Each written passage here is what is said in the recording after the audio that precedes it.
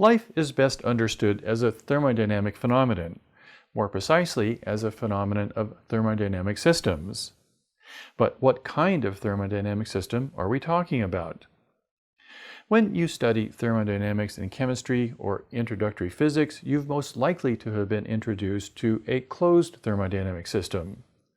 Closed thermodynamic systems are incompatible with the very idea of life, however.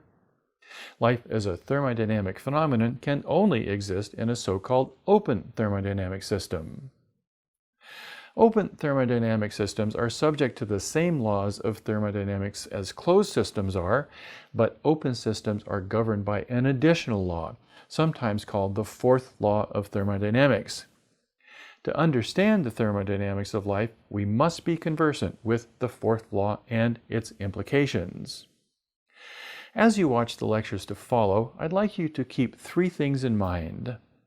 First, what is the difference between a closed thermodynamic system and an open thermodynamic system? Second, why are closed thermodynamic systems incompatible with the very concept of life? And why is it that life can only exist in an open thermodynamic system? And finally, how does scale affect the workings of open thermodynamic systems? Put another way, why do open thermodynamic systems at small scale operate differently from open systems at large scale?